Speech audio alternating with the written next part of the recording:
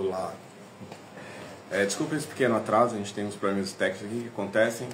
E a primeira coisa que eu queria fazer é agradecer a todas as pessoas que estão hoje assistindo essa live. Eu vou fazer minha autodescrição, certo? E a gente vai dando continuidade, né? Primeira coisa, meu nome é Teófilo Gravines, né? Eu sou um homem cisgênero, né? Branco. Estou vestido um blazer preto, uma camisa de uma malha básica preta por dentro, onde tem o símbolo da bandeira LGBT. Tenho cabelos grisalhos, estou sentado numa cadeira e ao fundo a gente tem a bandeira, né? A nossa bandeira do orgulho LGBTQIA+. A gente vai estar utilizando o termo LGBTQIA+, que foi convencionado, né, através de orientações e discussões do Conselho Nacional de Psicologia. Ela é alusiva ao Dia do Orgulho LGBT. Então, 28 de junho, que é a data de amanhã, né, e vai contar também com duas pessoas convidadas, né? A gente vai tentar ao máximo aqui tornar esse momento dinâmico, né? E lógico, todo mundo que participa, eu pelo menos é a primeira vez que estou tenso com uma live, mas acho importante. E o tema da nossa live é Vidas LGBTQIA+, a psicologia afirma o direito de existir, permanecer e envelhecer com dignidade. Quando a gente fala e utiliza, né, o termo permanecer, porque muitas vezes os processos de inclusão que nós temos hoje para a nossa população, realmente, a gente tem um aumento aí de cotas, a gente tem um aumento de pessoas dentro das instituições de ensino, mas o desafio maior é a permanência, né? O que está sendo feito para que essas pessoas, para que nós possamos permanecer. Eu sou um homem gay, né, de 56 anos, sou psicólogo, nasci em 1968, então tenho uma trajetória não só política, mas também o meu próprio corpo vivenciou vários momentos de violência. Então, a questão da homofobia foi muito presente na minha infância, na minha adolescência, e o que eu vejo que ainda isso é muito presente também na vida de muitas pessoas LGBTs. A psicologia, e aí através do Conselho Federal de Psicologia, nós temos algumas resoluções, né? Entre elas, uma das primeiras, né, que mesmo com a Organização Mundial de Saúde, em 1990, né, afirmando que a homossexualidade não era doença, vários profissionais da psicologia atuavam de uma maneira infringindo o código de ética também, mas muito mais que isso, não admitindo a nossa existência plenamente. Então, o Conselho Federal de Psicologia, junto a um plenário, elabora a Resolução 01 de 1999, que é a resolução que rege, que nos diz como devemos atuar diante das questões ligadas à orientação sexual, né? Então, ela tem um dos parágrafos lá onde ela afirma que a homossexualidade não é doença, não é uma patologia. E aí avançamos, né? Avançamos com o processo de orientação à categoria, avançamos também com novas resoluções. Tivemos a resolução 01 de 2018, que traz e reforça a questão para a nossa categoria da despatologização das identidades travestis e trans, né? As pessoas travestis e trans vivenciaram durante muitos anos um olhar patologizante e que isso causava, além de um sofrimento psíquico, também um processo de extrema exclusão social. E avançamos com a resolução sobre a bissexualidade, né? A resolução 07 de 2022, e também temos uma resolução que eu acho extremamente importante, que dialoga com as nossas questões também, que é a resolução sobre laicidade. Todas essas resoluções elas estão no site do Conselho Federal de Psicologia. Mais uma coisa importante, a última resolução que nós tivemos agora, eu vou fazer uma cola aqui, porque ela é bem recente, é de 2024, que é a 16 de 2024, com relação à nossa postura, como devemos atender e atuar com pessoas intersexo. Então é muito importante isso. Aí eu aproveito agora, a nossa live vai ter um formato de conversa, de bate-papo, e aí eu vou convidar, né, as pessoas que vão estar comigo aqui nessa live e vou deixar que elas também se apresentem, né, fiquem bem à vontade. Então, a gente vai estar aqui com o Hugo e com a Andy, que são psicólogos e psicólogas que atuam, que militam, e que são pessoas muito especiais para mim, né? O Hugo eu já conheço há bastante tempo, a Andy faz pouco tempo que está na minha história de vida, mas é um imenso prazer. Então eu queria convidá-la para estar aqui comigo agora. E Começa? aí também eu posso para que vocês façam a descrição de vocês. Tá bom. Meu nome é Hugo Nogueira, eu sou um homem branco, tenho cabelo preto, ficando ralo. Estou usando um óculos de aro preto, estou usando uma camisa azul claro, de botão. Estou no Centro Estadual de Referência LGBTI+, Tina Rodrigues, onde eu trabalho. Atrás de mim tem um pôster da Tina, mas não dá para ver muito bem. E por enquanto é isso. A minha autodescrição é essa. Eu vou passar aqui para a Andy.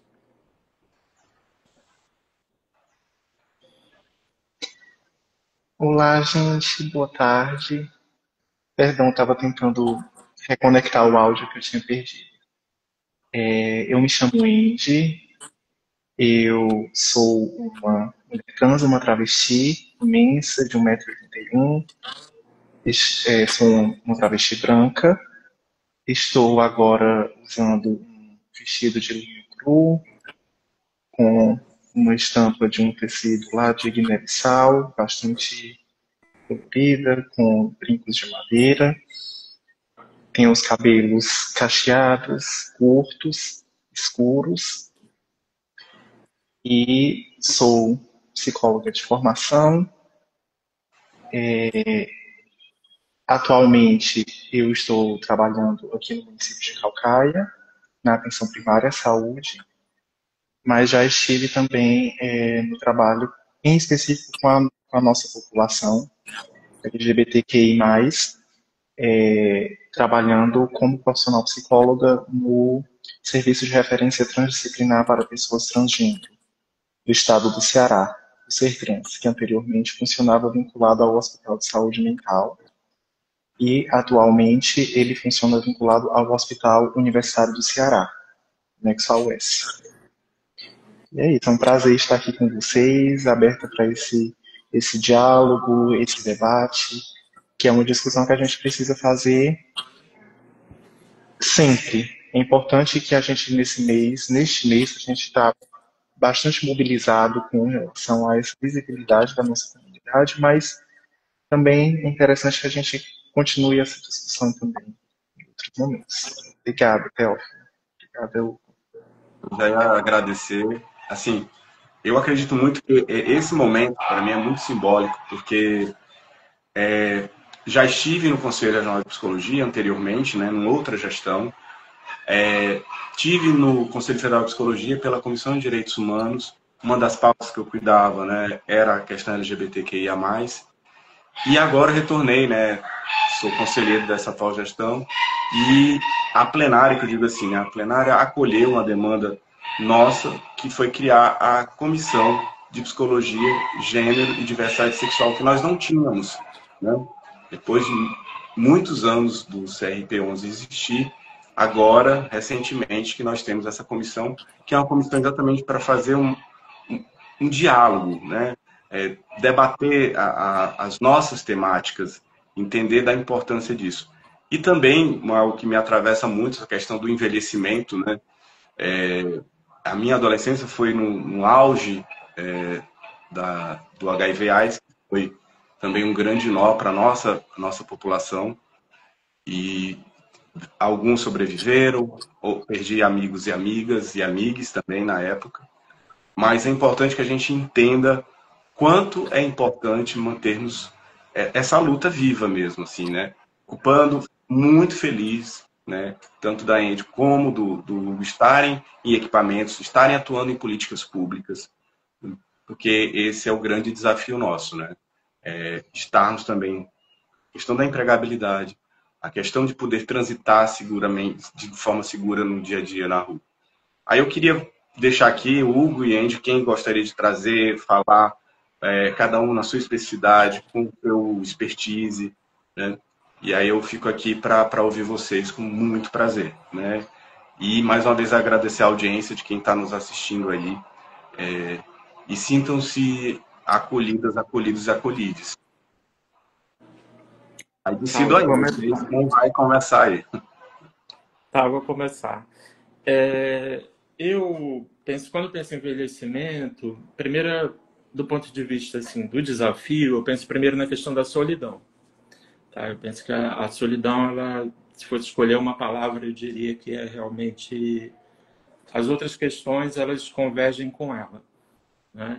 Então, existem poucos espaços de socialização, as relações estão ficando cada vez mais mediadas pela tecnologia, então isso enfraquece os laços de amizade, a possibilidade de conhecer outras parcerias também, quando elas são mediadas por aplicativos também, elas são falhas, né? Elas não são pouco eficazes, e também nós sabemos que os laços familiares também muito se perdem e também são difíceis de constituir também. Então, à medida que a pessoa vai envelhecendo, isso vai ficando mais... para todo mundo, de forma geral, mas à medida que você vai envelhecendo, isso vai ficando ainda pior. A questão da solidão. E aí aparece como uma solução, vamos dizer assim, às vezes a questão da dependência química.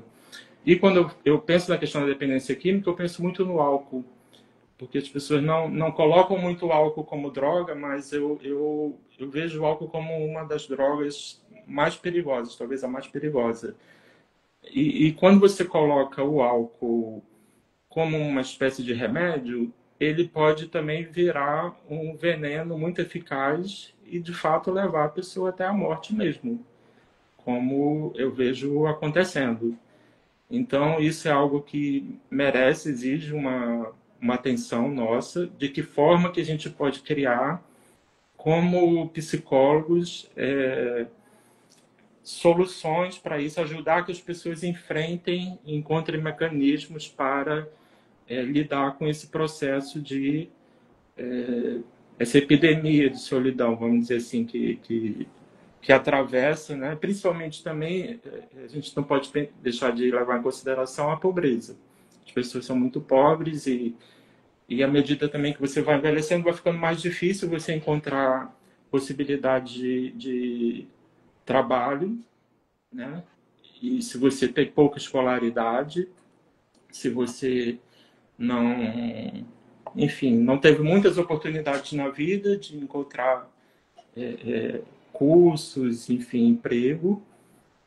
Então, isso é algo que nós precisamos levar em consideração quando nós estamos atendendo pessoas que estão envelhecendo. E também porque conflitos familiares que às vezes ficaram ocultos durante a vida da pessoa, quando de repente morre, por exemplo, filhos que cuidaram da mãe durante a vida inteira, aí quando essa mãe morre, familiares que viviam de forma completamente alheia aparecem em disputas por herança, e essas pessoas ficam às vezes sem sustento, sem lugar de moradia, e são alejadas aí daquilo que elas tinham, desse apoio que elas tinham às vezes por parte da mãe, não é? E outras questões também que a gente pode pensar, às vezes homens mais velhos que sustentam economicamente homens mais novos, ou têm relações com trabalhadores do sexo, sofrem violências terríveis, e aí na hora que buscam ajuda são novamente vitimizados porque são vistos como culpados da própria violência que sofreram. Então, muitas questões assim ligadas ao envelhecimento têm a ver com a questão da solidão, né? E aí eu passo a palavra aí para vocês. Hugo, tem uma coisa que você traz aí que eu acho importante a gente já pontuar aqui, e seria essa questão de rompimentos de vínculos, né? Para a psicologia isso é muito importante, quando a gente faz um atendimento, essas pessoas chegam para a gente, realmente, o primeiro vínculo que elas perdem é o da família, esse suporte. Depois, a questão dos espaços de educação, né? Infelizmente, esses espaços ainda são extremamente LGBT-fóbicos, né?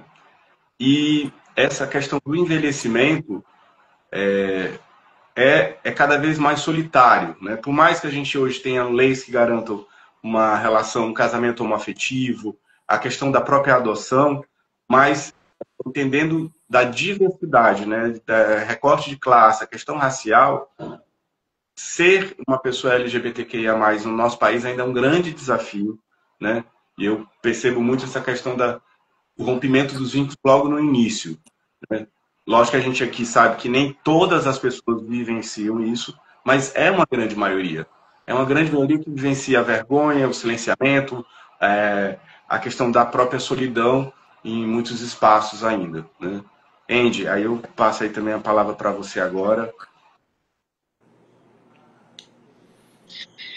Bom, eu vou acabar entrando na conversa também, pontuando, né, algumas coisas que eu gosto desse formato de conversa. E quando o Hugo estava falando, me lembrou, inclusive, de leituras antigas também.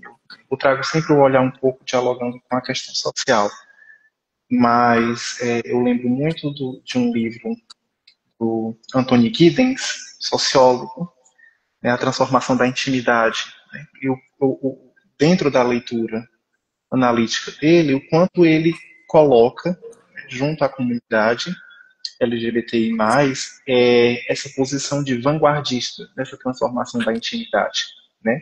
Nessa releitura das relações, né? O quanto essa comunidade esteve associada ao questionamento de instituições tradicionais, né? Como matrimônio, a família, esses núcleos familiares. Então, a comunidade LGBTI+, ela teve uma postura vanguardista de dizer família pode acontecer de outras formas, relacionamentos amorosos podem acontecer de outras formas, né? E a vida pode ter outros propósitos. Então, a nossa comunidade ela tem essa posição de vanguarda. Mas também dentro dessa posição de vanguarda, a gente também acelera fenômenos sociais, a organização temporal desses fenômenos sociais. Então, por exemplo, aqui no Brasil, a gente já observa esse reescalonamento, esse redimensionamento da nossa pirâmide etária, né? E a gente precisa falar desse envelhecimento também da nossa população. Quando a gente observa, nosso país ele saltou exponencialmente com relação à qualidade de vida, né, e à expectativa de vida. Então, hoje nós temos uma expectativa de vida que está entre 75 e 77 anos, não me lembro ao certo. Mas é uma expectativa de vida que não é universal.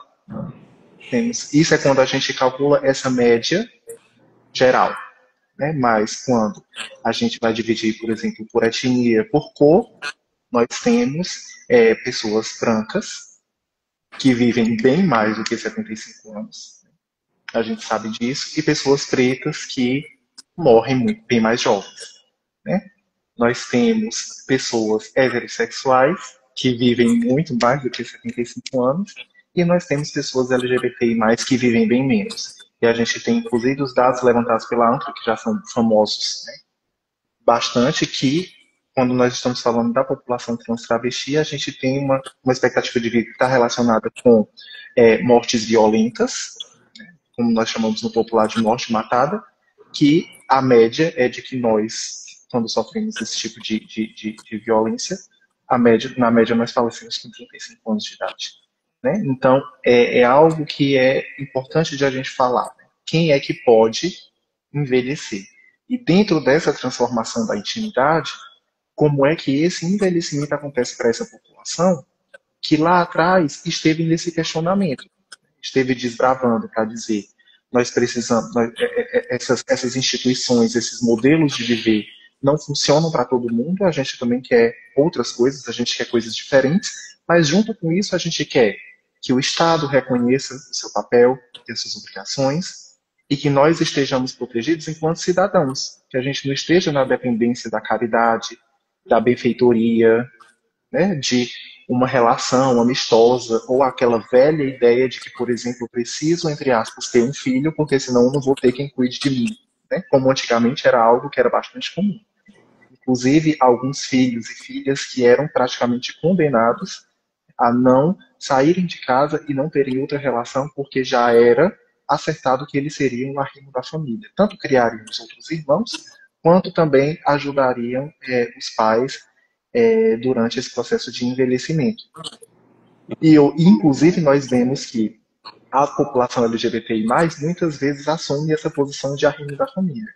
Né? São pessoas que precisam ter sua sexualidade e sua expressão e identidade de gênero veladas, não podem viver a sua intimidade plenamente com outras pessoas, e já que nasceu, entre aspas, com essa chaga, precisam, né, pagar a sua penitência dentro da nossa lógica judaico-cristã. A sua penitência será ficar como o arrimo da família. Infelizmente, nós temos isso, principalmente quando nós estamos falando de um recorte, que são as mulheres lésbicas. Né? Então, esse envelhecer, ele acontece com tantas nuances em específico que é um debate que a gente ainda precisa chegar perto. Né? Realmente. Mas, eu acho que quando você traz esse recorte aí, principalmente da questão de... que nós gays também temos essa missão, né? Você tem o seu irmão casa, constitui família, a sua irmã, e aí o gay, né, não tem família, por mais que ele tenha tentado constituir essa família e por revés da vida ele não vivencia isso plenamente, ele fica nesse lugar. E quando ele rompe com esse lugar, ele também vivencia um outro ódio, né? Não há um compartilhamento desse cuidado, né? Com esse pai idoso, com essa mãe idosa. E esse gay, ele vivencia de novo uma nova violência, né? Que é quando ele diz assim, não, vou tentar viver minha vida. Seja lésbica, seja uma mulher trans. As meninas trans que eu conheci, algumas, elas relatavam muito que quando elas começavam a ter uma situação financeira melhor, a família começava a acolher ela de novo, né? Independente de como fosse esse recurso de onde ele viesse. Lógico que esse vínculo é muito doloroso, né? E muitas dessas meninas trans hoje, que são mulheres com mais de 40, algumas que eu conheço, acabaram também indo para esse lugar do cuidado, né? E aí eu tô aqui arriscando, lógico, mas acho que tem muito esse recorte do feminino. O gay está nessa lógica do feminino, a mulher trans está na lógica do feminino, né? A lésbica também. Então, assim, é dado a esse grupo ser cuidadores e cuidadoras, né? Não sei se eu estou me arriscando na fala aqui, mas eu percebo muito isso, né? E quando a gente não segue esse roteiro, o ódio ele vem de novo. Que é algo que eu não queria dizer que é muito vivenciado, mas nós vivemos muitas experiências de ódio no nosso cotidiano, né? Quem somos. Eu queria aqui levantar uma outra questão que me inquieta em relação ao cuidado especializado. Eu tenho visto muitas pessoas, clínicas, se oferecendo como especialistas no atendimento a pessoas LGBTI+. E isso me preocupa. Eu já vi até assim oferecendo, por exemplo, garantimos a emissão de laudos para que as pessoas possam fazer hormonização e cirurgias. E aí, qual é o critério de validade que é utilizado, ou que pode ser utilizado para averiguar se realmente essas pessoas são especialistas ou não, né? O que significa ser especialista no atendimento a pessoas LGBTI+. Porque nós temos os parâmetros, né, do próprio CRP de que todos os psicólogos devem seguir, todas as psicólogas devem seguir. Ainda assim, nós recebemos denúncias de pessoas que relatam que sofreram transfobia, homofobia no atendimento por seus psicólogos, né, e psicólogas. Então, mas para além disso, de fato, em alguns momentos, é possível que seja necessário um psicólogo especializado, né? Por exemplo, quando você está num processo de afirmação de gênero, você vai trabalhar numa equipe interdisciplinar. Então, para você poder dialogar com médicos e outros profissionais da área de saúde, você vai precisar ter um conhecimento de outras áreas também. Mas eu, particularmente, só conheço 2 especializações que realmente são de ponta mesmo nesse tipo de especialidade de saúde LGBTI+, que, enfim, conta com profissionais de todas as áreas da saúde para poder formar as pessoas da melhor forma possível. Então, e elas exigem, né, um investimento econômico, um investimento de tempo muito grande. E a própria pessoa, por exemplo, você fala muito em terapia afirmativa, né? Eu conheço assim, a pessoa que popularizou esse termo aqui no Brasil, né? Mas a terapia afirmativa, ela não tem propriamente assim, conceitos, ela não tem propriamente uma teoria. São descrições de casos clínicos. Então, você vai ter que encontrar, fazer um retorno às suas abordagens clínicas, se você é um psicólogo clínico, para, nesse retorno, encontrar a melhor forma de atender as pessoas. Porque não tem, assim, digamos, critérios de validade teóricos para uma terapia afirmativa.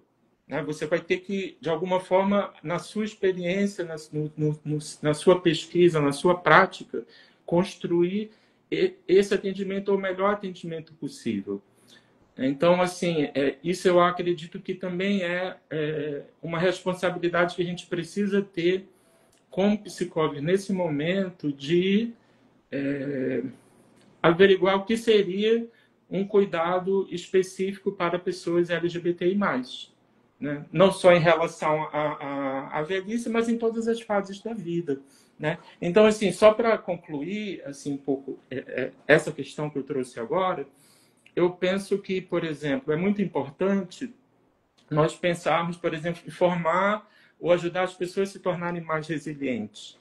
Né? E aí existe uma maneira de fazer isso. Existe um arcabouço teórico que você pode procurar e você pode buscar esse tipo de formação para que as pessoas possam fazer esse trabalho e de se tornarem mais resilientes, porque nós precisamos alimentar isso. Nós precisamos alimentar a esperança nas pessoas. As pessoas precisam de esperança, as pessoas precisam continuar sonhando para que possam realmente envelhecer com dignidade. Eu acredito que esse é o caminho, né? Então, nós temos essa responsabilidade como psicólogos e aí esse cuidado especializado que eu visualizo é isso. É um cuidado que ofereça para as pessoas os caminhos para que elas se mantenham ou que busquem, acessem a rede. Tá? E nessa perspectiva, eu convido que as pessoas conheçam o Centro Estadual de Referência LGBTI+, Tino Rodrigues. Tá? Porque assim, é preciso conhecer, é preciso saber que o Brasil, né, o estado do Ceará possui a única Secretaria Estadual de Diversidade do Brasil, certo? Que essa secretaria possui um Centro Estadual de Referência LGBTI+, Tino Rodrigues, que é o mais equipado do Brasil, que este centro possui uma unidade móvel que está percorrendo todo o interior do estado. Então, assim, antes de criticar a política, é preciso conhecer. Né? É preciso conhecer o que é oferecido, é preciso fazer uso e apresentar o que existe para as pessoas. Então, assim, isso é fazer um cuidado especializado. Né? Para apresentar, oferecer um cuidado especializado para as pessoas LGBT. Se eu quiser ir no centro, pronto, eu vou aproveitar só essa deixa. E outra coisa, representando o Conselho Nacional de Psicologia, a gente tem a COF, e eu queria dizer isso. A COF é a Comissão de Orientação e Fiscalização, onde as denúncias precisam chegar para a gente. Né? A gente fala muito disso quando tem um crime, uma violência. Olha, faça um BO. Para a gente é importante que pessoas que vivenciam transfobia, homofobia, lesbofobia, qualquer tipo de LGBTfobia nos espaços de atendimento clínico da psicologia, ou mesmo dentro de uma política pública, quando for atendido por uma psicóloga, um psicólogo, envie um e-mail, né? cof@crp11.org.br. Denuncie, porque a gente precisa, eu sei muitas vezes informalmente, mas assim é preciso que faça isso formalmente. Aí eu faço aquela pergunta para você: se eu quero ir até o centro, onde fica o centro? Como é que eu acesso o centro? Ah, eu tenho que ir no posto de saúde primeiro, eu vou direto para o centro. O que é que o centro faz por mim, o centro de referência do estado do Ceará? Certo. O centro fica na rua Valdetário Mota, 970, no Papicu. Né? A Secretaria da Diversidade tem o perfil no Instagram, então as pessoas podem acessar facilmente Diversidade de CE, se não me engano. E então daí você vai ter o contato do centro e vai poder agendar. O atendimento é feito por agendamento, certo? E pelo WhatsApp do centro. Aqui no centro nós temos assistentes sociais, nós temos o advogado, nós temos psicólogos e, enfim, e trabalhando, como eu disse, ligado à Secretaria da Diversidade. Então as pessoas têm, enfim, agora mesmo está acontecendo um grande programa nacional que chama Empodera Mais, né, que de aumento da escolaridade, vai ter uma turma de EJA, oferecendo cursos profissionalizantes. Essa semana mesmo abriu cursos de gastronomia, as pessoas estão recebendo bolsa. Então, é preciso que as pessoas venham até aqui, né? Existem parcerias, existe um comitê de empregabilidade estadual, né? Então, o centro tem parcerias, como, por exemplo, o IDT, nós temos parceria com o JCPM, existem, então, mas para que as pessoas a gente possa fazer esse encaminhamento, esse referenciamento, as pessoas precisam procurar a gente, né? E da mesma forma, a psicologia também a gente precisa, por exemplo, você sabe, porque você trabalhou lá no posto de saúde, não é? No CTA, então a gente precisa também que as pessoas venham e a gente possa orientar as pessoas em relação ao uso da PrEP, porque o HIV também não é só uma questão das pessoas mais novas, embora as pessoas mais novas estejam realmente se contaminando cada vez mais cedo, mas nós temos também a outra ponta, pessoas mais velhas que se descobrem vivendo com HIV. E aí, será que essas pessoas têm informação suficiente para buscar lá o CTA, Manuel Gomes Pinto, e o tratamento e tudo? Então, todo esse referenciamento, né, a pessoa, de repente, o seu paciente ele quer fazer a retificação do nome, é uma pessoa trans, né? Assim, aqui tem uma advogada que vai auxiliá-lo a fazer isso. Então, não, é do Estado. Então, assim, A as pergunta pessoas que ela precisam. fazem, eu orientava as meninas do CTA, desculpa eu te interromper, porque isso é importante. Porque isso é dignidade, é ter seu nome. É a primeira coisa, a sua identidade. E as meninas chegavam para mim lá no CTA Carlos Ribeiro, eu atuei lá durante 2 anos, e eu sempre falava de vocês, né? E eu digo assim, ter esse equipamento, talvez para quem não é LGBT, né? Ou, na verdade, quem é LGBT, entenda que isso é um marco político, gente. Quando eu coloco um Estado, uma secretaria que diz que existem pessoas LGBTQ+, essa política está dizendo que nós devemos e podemos existir dentro de políticas públicas, dentro de ruas, de bares, de empregos, de hospitais, né? Então isso é muito importante. Isso é um motivo de orgulho, né, de ser cearense, a gente ter 2 centros de referência, um municipal e um estadual, e ter uma secretaria que diz assim, pessoas LGBTQI+ existem. Talvez a gente nem entenda o impacto político que isso é, porque não é uma coisa fácil, diante dos retrocessos políticos que nós vivemos, onde a gente vivencia políticas de ódio o tempo todo contra a nossa educação. Mas super importante, depois eu vou falar um pouquinho, viu, Hugo, sobre a PrEP e a PEP, só para o pessoal não ficar num vácuo. Então, eu vou passar a palavra para a Andy, que eu acho que assim, te conheço há pouquíssimo tempo, já te admiro há muito tempo, porque são os bastidores, viu, Andy, do ser trans, e para mim isso sempre é muito significativo, né? Quando eu encontro pessoas LGBTs ocupando espaços que são também significativos para a nossa vivência mesmo. Aí eu estou passando a palavra para você e depois, Hugo, a gente volta aí também a conversar um pouco mais. E eu reforço, as meninas precisam conhecer o centro, precisam acessar seus direitos. E o mesmo, Teófilo, se aplica também ao próprio ser trans, porque é uma política que, considerando, né, digamos, o nosso espectro temporal é recente, mas já tem um fluxo bastante organizado, né, tem um protocolo, né, de cuidado na saúde da população trans que já é bastante estabelecido. Né? Não foi uma política que surgiu de nada, uma política que surgiu de muita pressão da própria sociedade civil organizada e também dos próprios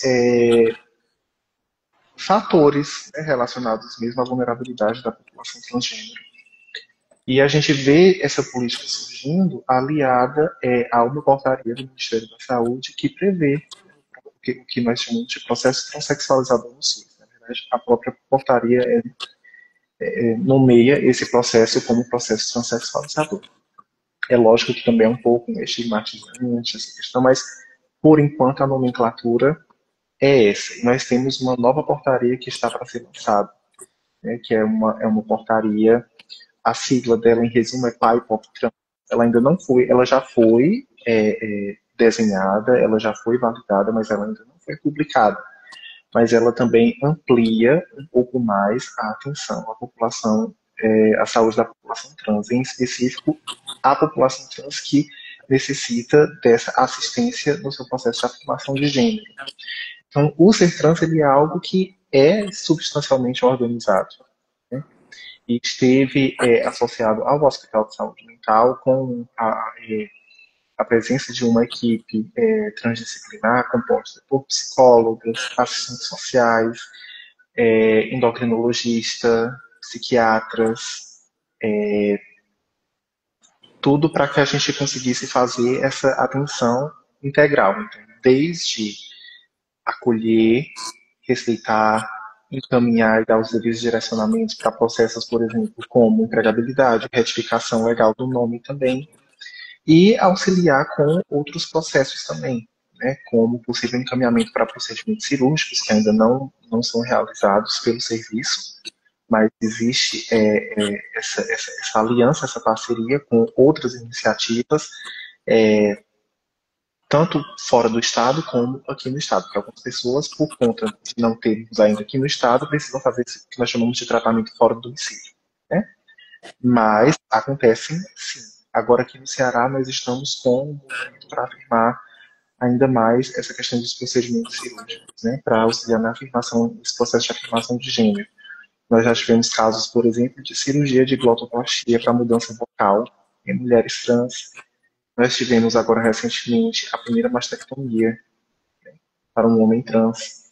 Não acontecem necessariamente no ser trans, mas contam com esse fluxo de encaminhamentos, né, para que o protocolo ele ocorra da forma mais adequada possível. E é um movimento que é bastante organizado, é bastante presente. E a sociedade civil também cobra de uma forma constante, né, que isso se mantenha. Então não é algo que surge do nada, mas muitas vezes por conta também da própria representação social que as pessoas têm, de como é que se estruturam as políticas de saúde e como é que se organizam as minorias identitárias no Brasil. Então, infelizmente, ainda é um serviço que é carregado de preconceito. E a gente precisa também combater isso. Né? Como, por exemplo, vários comentários maldosos que circulam pelo Instagram, quando a Secretaria da Saúde do Governo do Estado faz alguma publicação com relação ao ser trans e o seu funcionamento, que agora foi transferido, né, do Hospital de Saúde Mental para o Hospital Universitário do Ceará. Então, com esse movimento, as pessoas começaram a veicular um discurso de ódio, considerando que ter esse tipo de atenção é um privilégio e que pessoas trans vão, entre aspas, serem atendidas mais rápido, porque elas são trans e que isso é um privilégio, etc. As pessoas elas nem entendem o que é que acontece no serviço, né? Mas é carregado ainda de muitos preconceitos. Assim como também a própria população, às vezes, né, também tem esse preconceito de forma internalizada, né, de porque é público não funciona, se eu for atrás eu nunca vou, entre aspas, ser chamada, e etc. É só para o pessoal ver, não existe de verdade. Mas a gente tem pessoas sendo atendidas sim, e tem pessoas que estão aí para contar o que está acontecendo. É importante que a gente desmistifique um pouco sobre isso também, que você procure a sua unidade de atenção primária à saúde, que essa é a porta de entrada, para que você não é chegando especificamente na porta do CETRANS, mas é procurando a unidade de atenção primária à saúde e contando, né, sobre o seu sentimento, sobre o seu processo de conformidade de gênero. E a partir desse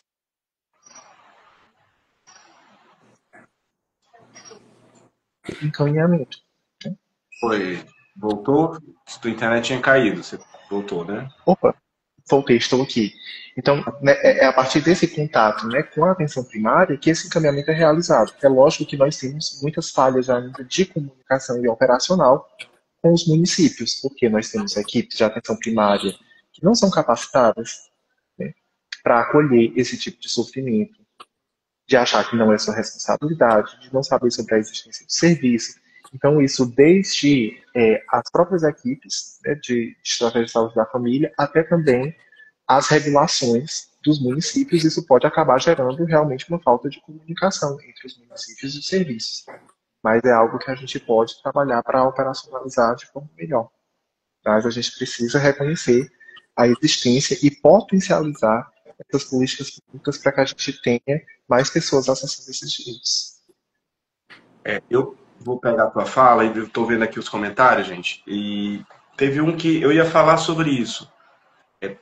Por já atuar há algum tempo, né? Eu trabalhei na Secretaria de Saúde do Estado do Ceará durante 7 anos como assessor técnico da política de HIV e AIDS do Estado do Ceará. E aí a gente conseguiu, né, uma parceria fantástica. E alguns nomes têm que ser ditos aqui de vez em quando, né? A doutora Thelma Martins, que foi minha chefe durante o período que eu tive na secretaria, ela conseguiu uma parceria com a Escola de Saúde Pública, onde a gente começou a fazer um curso de formação, e esse curso surgiu conosco, né, da IST-AIDS, lá do Estado, e a ESP, né, que era exatamente para profissionais de saúde para falar sobre o enfrentamento da epidemia de HIV/AIDS, mas trazendo o quê? A temática LGBTQIA+, né, trazendo não só sobre o HIV, mas sobre a possibilidade de existir, sobre os direitos humanos, sobre tudo que diz respeito à população e também a violação dos direitos que vivemos, né? Então, esse curso aconteceu durante vários anos, vai ter agora esse mês de outubro, setembro, na semana do meu aniversário, eu vou estar em Itapipoca. E ele começou a primeira edição dele em 2010. Foi uma luta, mas com muito orgulho. Mas quando você traz isso, existe um preconceito em acessar o serviço de saúde pública, o nosso SUS, que eu acho fantástico. Falta de sigilo, a questão da ética, mas não é sempre assim. Eu digo que eu sou um profissional do SUS, né? Hoje eu trabalho no Hospital São José, e é uma coisa que eu percebo muito isso. Precisamos ir aos locais, né? Nós, pessoas LGBTs. Eu entendo muito que as meninas trans, né, sofrem muito mais violência do que nós, homens gays cis, né? Mas também vejo ainda, infelizmente, alguns comentários desagradáveis. E a colega aqui está trazendo a questão que no interior que ela trabalha, né, ela é psicóloga, na minha cidade, a discussão não acontece na maioria, e por aí vai trazendo aqui, né, ela diz que é muito específico.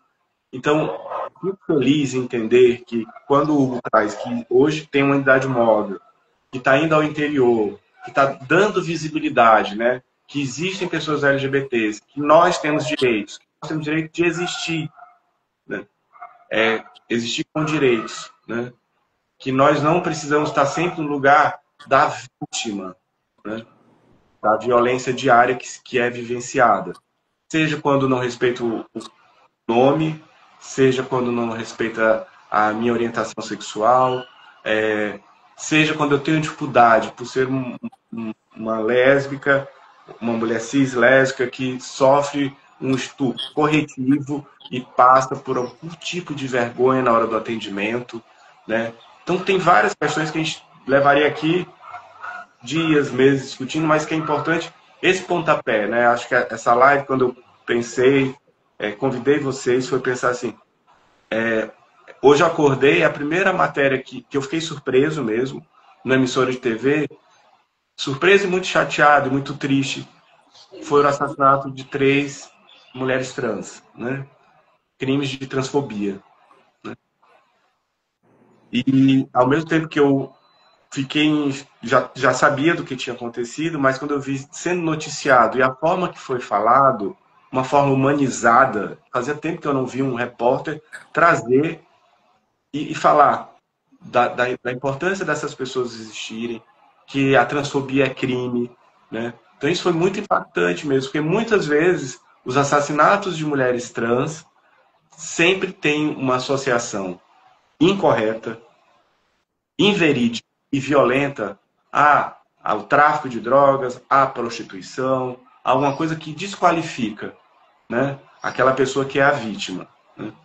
Eu não sei se vocês estão acompanhando esse caso, mas é algo que é importante a gente falar, porque o nosso dia de orgulho é um dia também de mostrar que a gente existe, né? A parada é esse lugar, é um lugar de parar de se esconder, né? Como muitos falam assim, a gente precisa se mostrar em algum momento.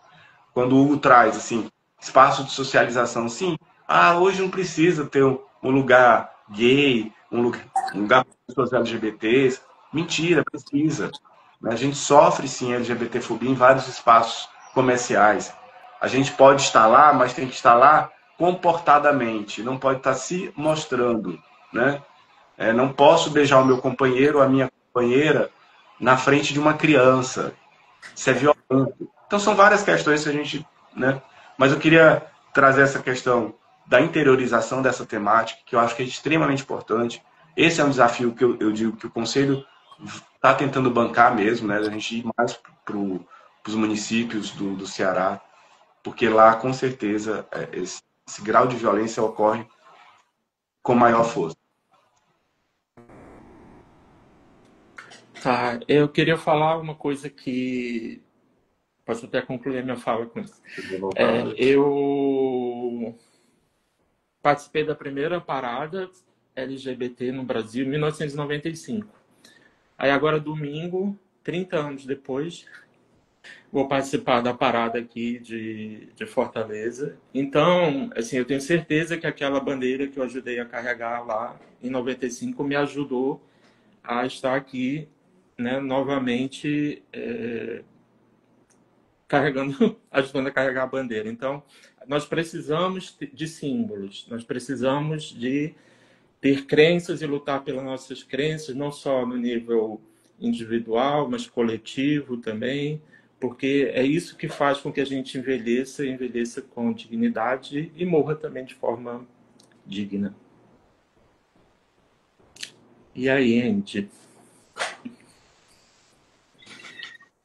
Eu considero que essa fala agora última, né, do Teófilo, quando ele foi trazendo esse recorte dessa questão das violências, né, é muito triste que a nossa visibilidade, ela seja a nossa maior visibilidade ela ainda seja dessa forma, né?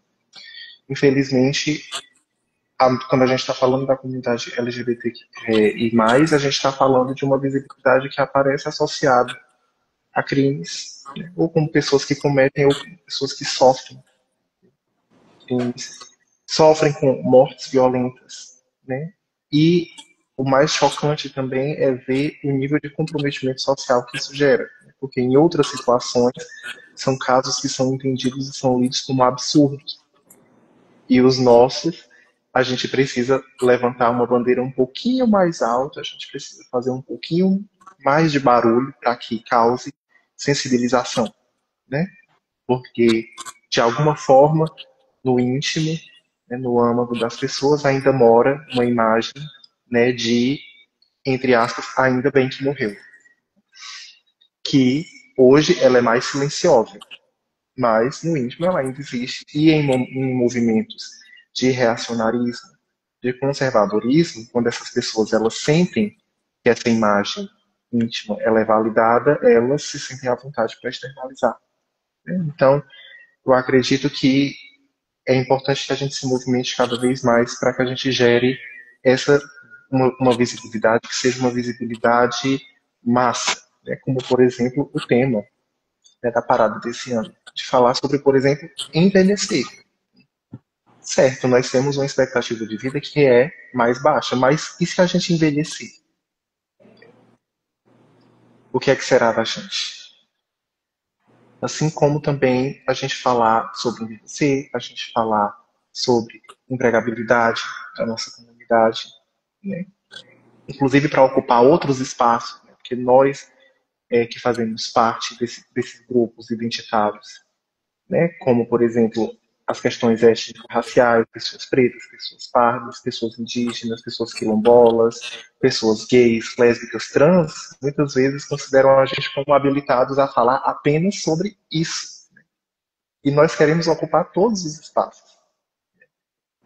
A gente quer ocupar todos os espaços. E eu espero que a gente também consiga avançar nesse debate cada vez mais, incluindo entre nós, colegas psicólogas, psicólogos e psicólogas. Eu acredito muito assim. E assim, uma coisa que é silenciada também, viu, Guiande, é a questão de pessoas LGBTs com deficiência, né?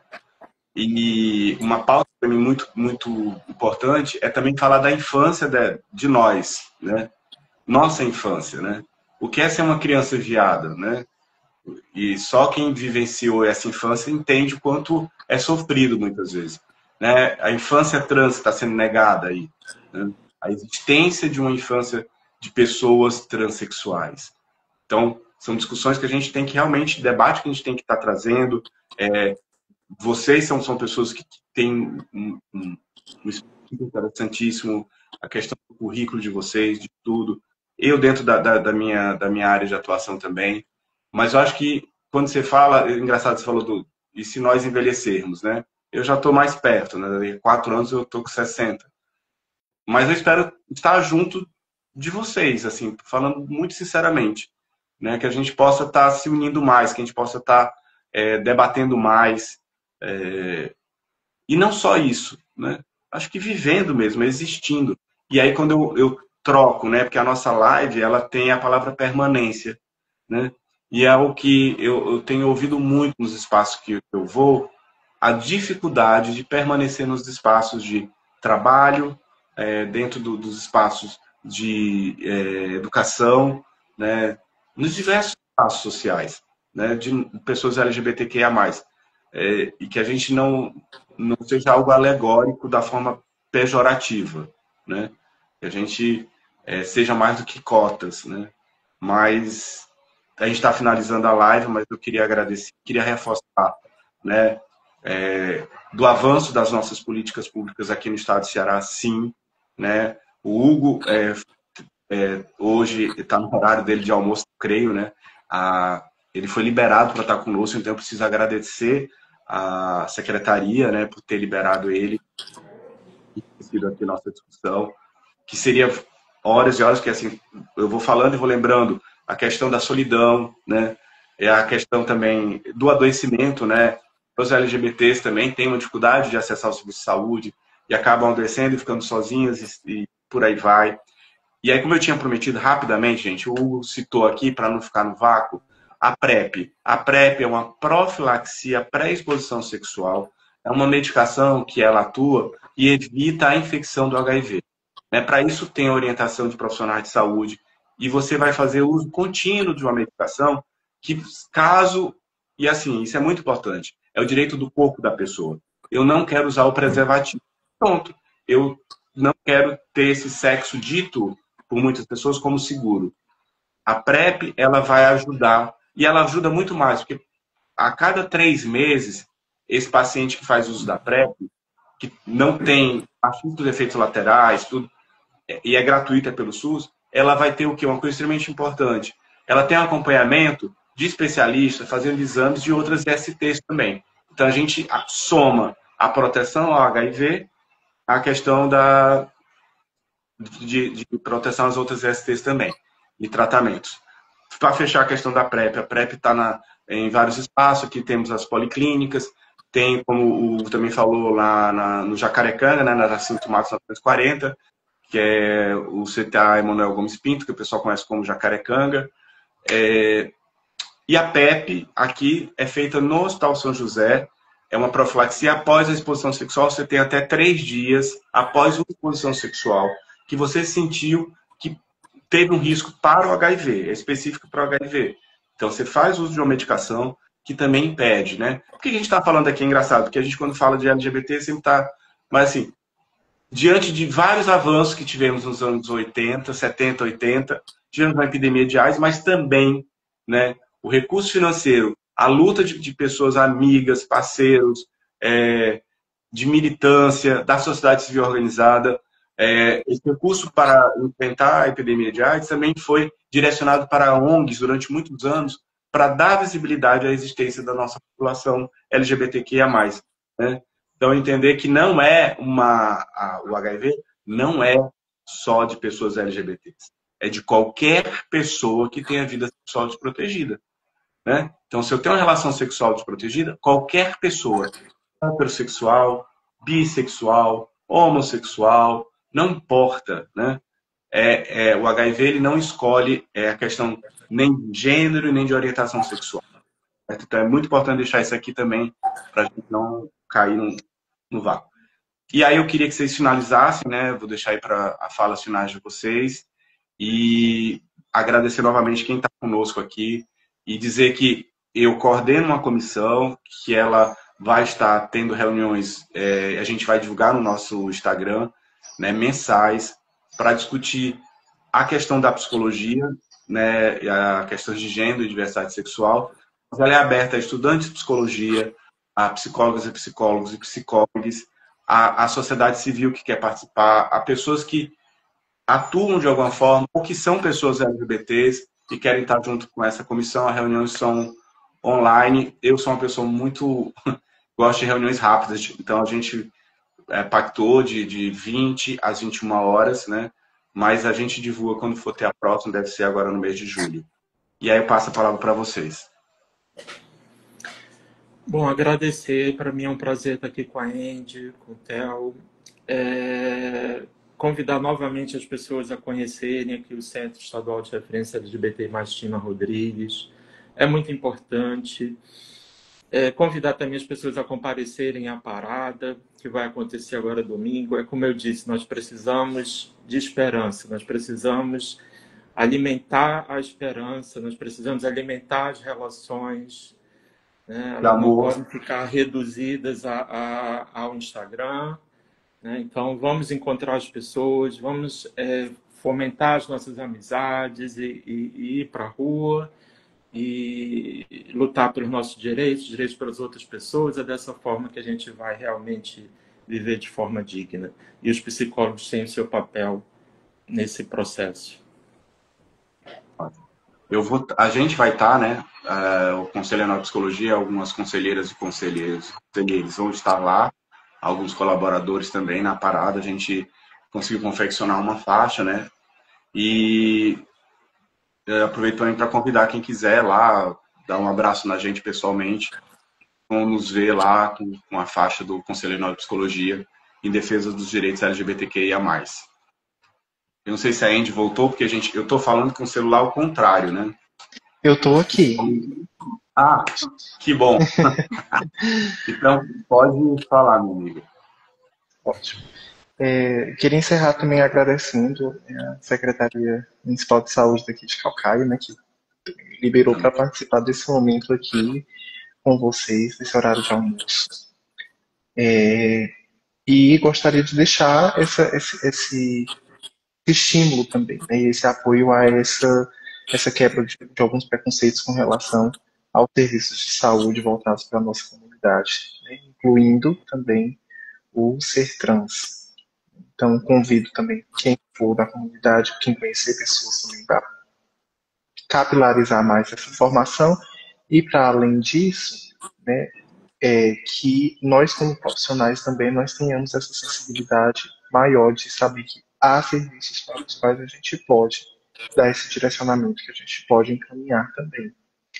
Agradeço demais a oportunidade de conversar com vocês aqui, gente. Foi muito bom. Estamos juntos. Estamos.